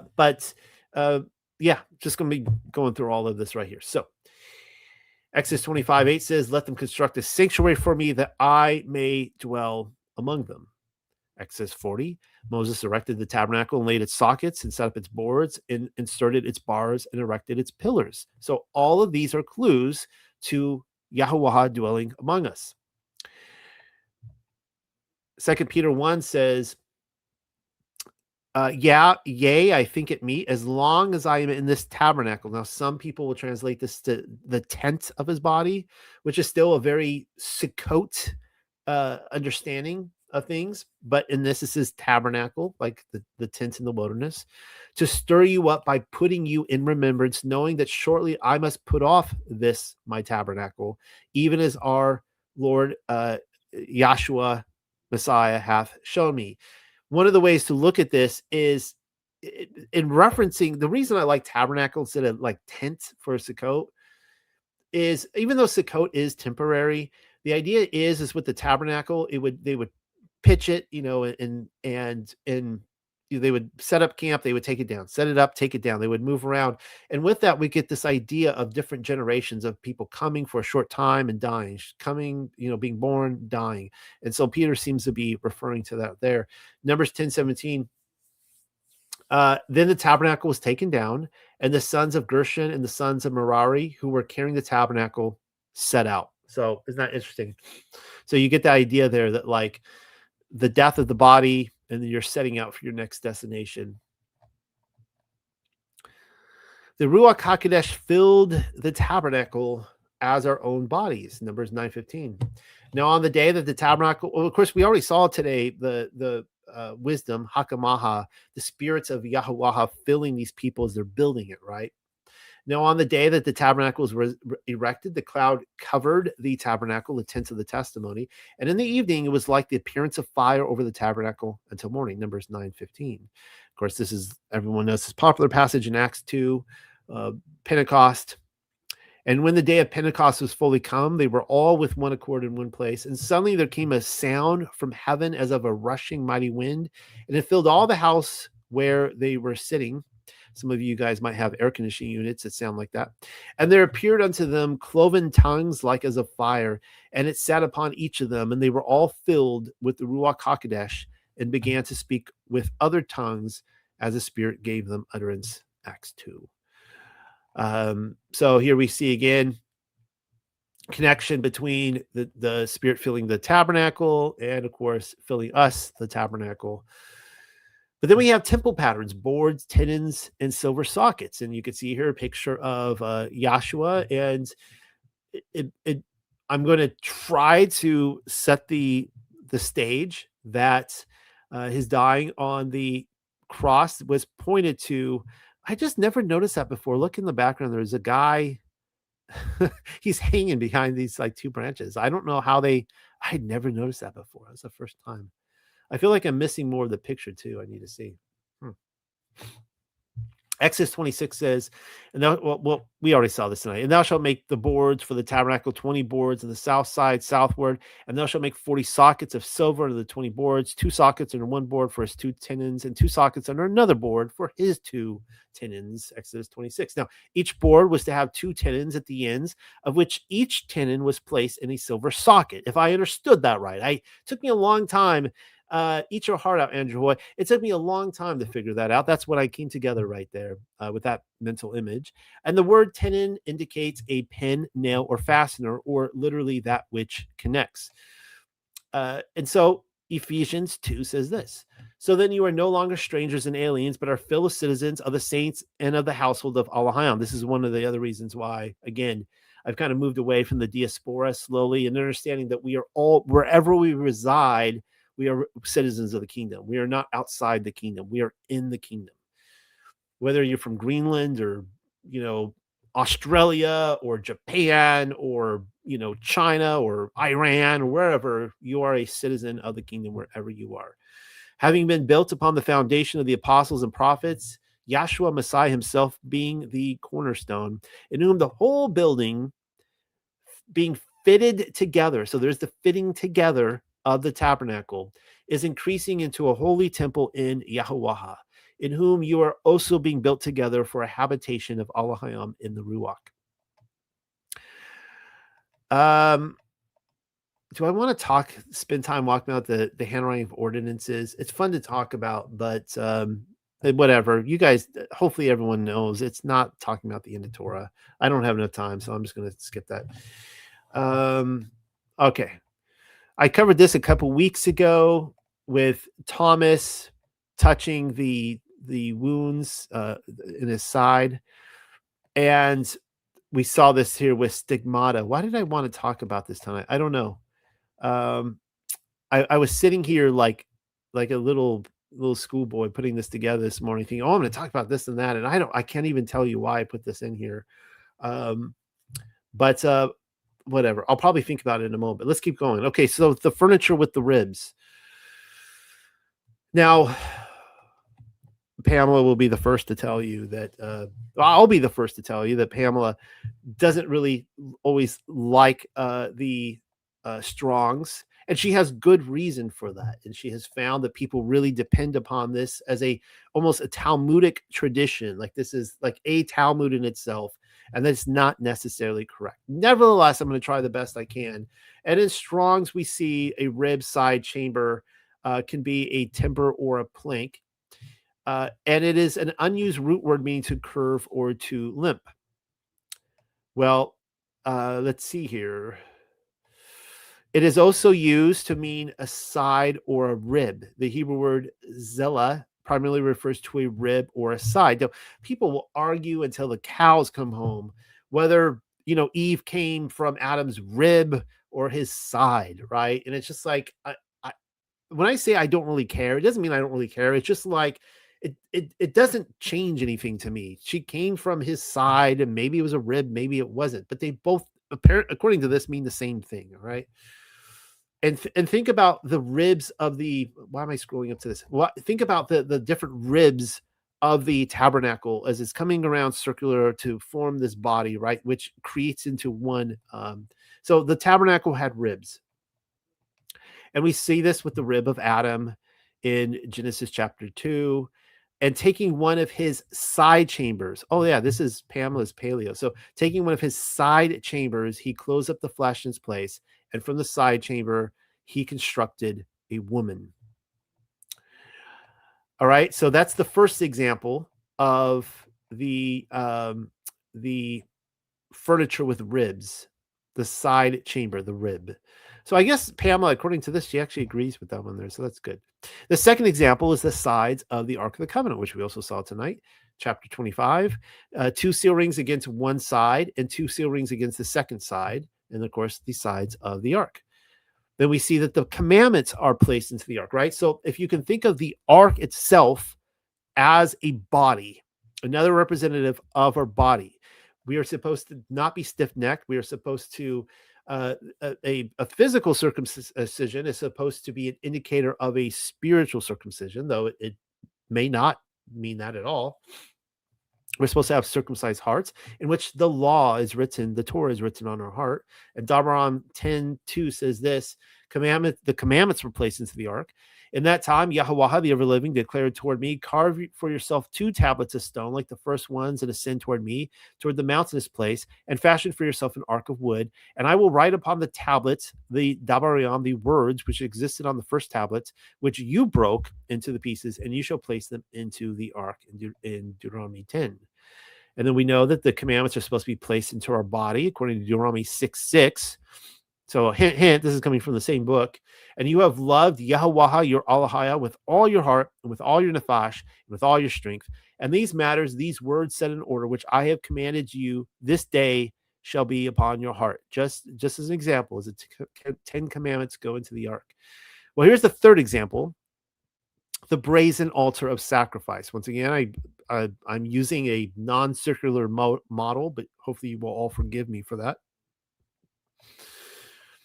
So this comes from, we read this tonight, chapter 27. The separate staves shall exist upon 2 sides of the altar to lift him up. So you can see that right there, just like the sides of a body. And Yahshua himself is the altar. So as we are going into the court, you can see where we wash right here before you go in. This is where Moses washed Aaron and his sons. This is where you would go meet the Levite priest to offer your sacrifice. And of course, the Shekinah glory is within that tent right there. How exciting would that be to think about that? So Yahshua is the altar. This is coming from the Gospel of John. Yahshua said unto him, I am the way, the truth, and the life, or I am the Torah, and the Torah. No man comes into the Father but by me. If ye had known me, you should have known my Father also. So he's like you claim to know the Father because you're going in here to meet him and you passed me up all these times. We see the you might look at that verse and go, that's kind of a stretch, Noel. Well, we all know he's the atoning sacrifice, right? We all know that he is that. Okay, ascending offering. This is Leviticus 1:9. And he shall wash in water his interior and his legs, and the priest shall burn incense with the hole on the altar to be an ascending offering of a sweet scent unto Yahuwah the ever-living. So we're going to be covering this next week when we get into Leviticus, and I'll be mentioning this again. But looking at Strong's with interior, legs, and ascending offering, we see that it means inward part or approaching, and that a leg can mean to bow down, and 801 and 802 for ascending offering can mean an offering made by fire, or a woman, a wife, female. And of course, we know that fire is often used. It is a feminine and it connects with the Holy Spirit. But here we see wife and female. So what I did was I reconstructed this sentence. This is one of the few instances when I have decided I'm going to translate scripture for myself. And so this is what I came up with. Please don't stone me for this. 1:9 says this. This is the redo. And he shall wash in water, draw near, and bow down. And the priest shall burn incense with the hole on the altar to be an ascending wife of a sweet scent unto Yahuwah the ever-living.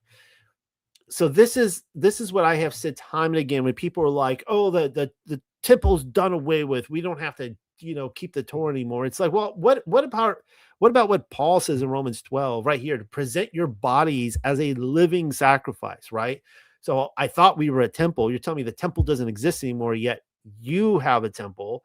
And Paul says, be a living daily sacrifice. And so the idea here is to remember now that this fire, I mean, you hear me say this for the rest of the year, this fire was never to go out.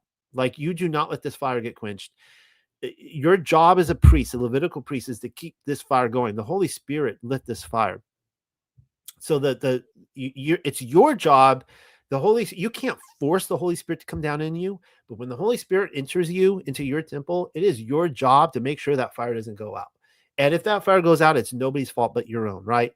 And so in the case of being a living sacrifice, for taking the Torah and looking at spiritual laws versus the letter of the law, like, you're going to get up there on that altar yourself and you're going to lay down. You are the sacrifice. You are picking up your cross and you're following Messiah. You are literally, well, metaphorically, because you're not really getting burned, but yeah, I guess in every literal sense you can come up with, you are that sacrifice. So the tabernacle mysteries do live on very much, 100%.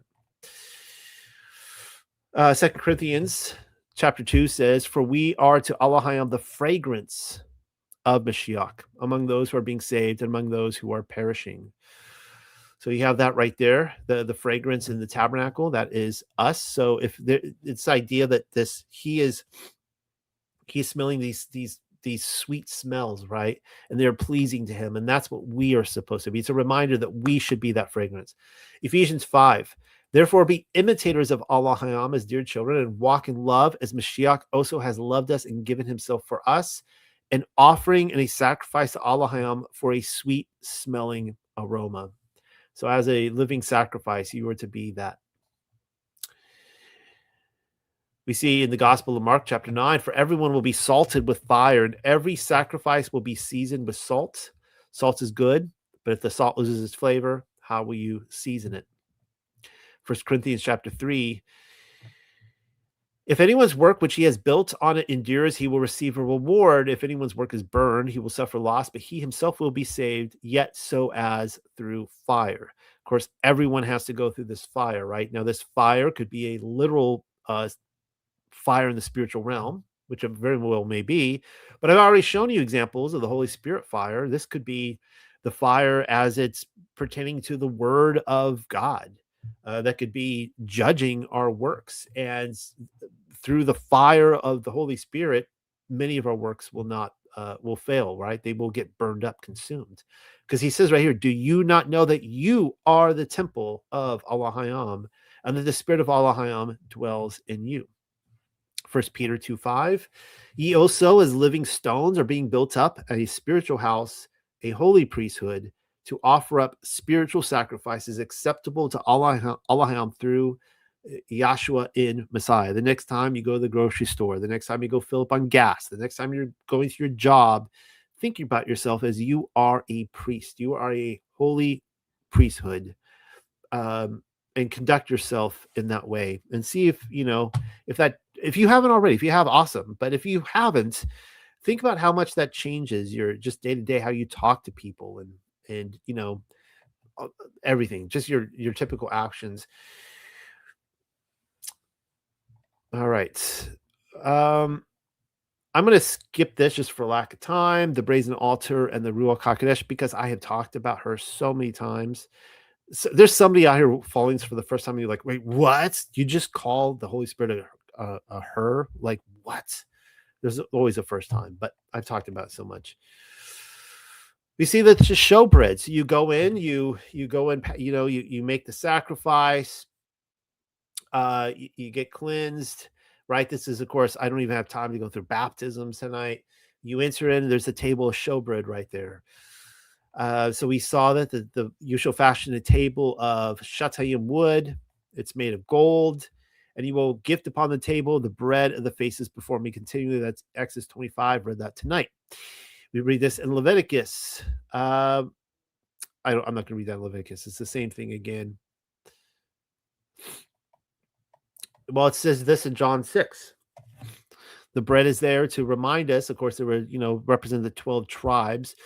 But Yahshua says, I am that bread of life. Your fathers did eat manna in the wilderness and are dead.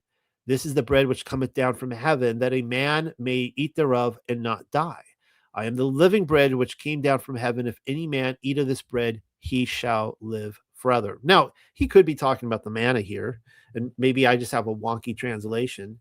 But if if he's talking about bread, a type of matzah bread, I think that his original audience would have grasped the understanding of the tabernacle mysteries. That he's saying all that time, you read about that, you saw it, whatever, you tasted it, that was me. First Peter 1 says, but with the precious blood, so like the unleavened bread, Messiah is without sin. But with the precious blood of Christ, as of a lamb without blemish and without spot. 1 Peter 1:19. 2 Corinthians 5:21 says, for he hath made him to be sin for us who knew no sin, that we might be made the righteousness of God in him. Isn't that amazing? He's the unleavened bread, and he took all the leaven for us. That's amazing. All right, so 1 Corinthians 10 says, I speak as to wise men, judge ye what I say. The cup of blessing which we bless, is it not the communion of the blood of Mashiach? The bread which we break, is it not the communion of the body of Mashiach? For we being many are one bread and one body, for we are all partakers of that one bread. Behold, Israel after the flesh, are not they which eat of the sacrifices partakers of the altar? So here he is. Paul is also commenting on the tabernacle. Let us know. Okay, so Exodus 21, slaves of Christ, the door. Of course, when he talks about I am the door. I also believe that's talking about the tabernacle, the door right there that you would pass in to get to the showbread. It's pointing to him. I am the door. Of course, we see different instances, like in Revelation. Is this chapter 3? Yeah, Revelation 3. Look, I have put in front of you an open door, and no one can shut it. We'll see Revelation 4. I looked, and there before me was a door standing open in heaven. And a door can be a portal. I went through this several weeks ago, and I talked about all the different portals. But the idea of a door, too, is that he is entering the tabernacle in heaven, the temple in heaven. And I have put this forward so many times. And when I talk to the non-Torah people, they hate this. They hate it. But I'm like, why don't you take the Revelation challenge and match it up with the Torah? See how many comparisons you can make to the Torah. And they don't want to do that because it shows that in heaven, they're still keeping the Torah. I find it so exciting. I don't know why other people shun it so much.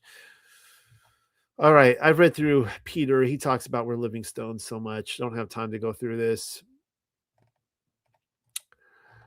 Let's see, many members, one body, 1 Corinthians 12. Ye are God's temple, 1 Corinthians 3. Chronicles 7. The glory of Yahweh filled the house. Okay. All right. Unfortunately, I don't have time to do all this tonight.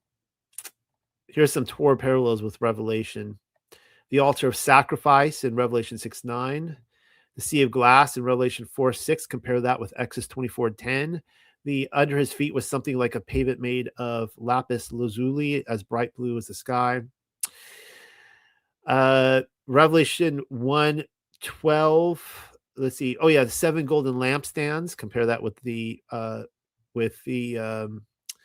menorah. We see that in Revelation 8:3 and Revelation 1:12.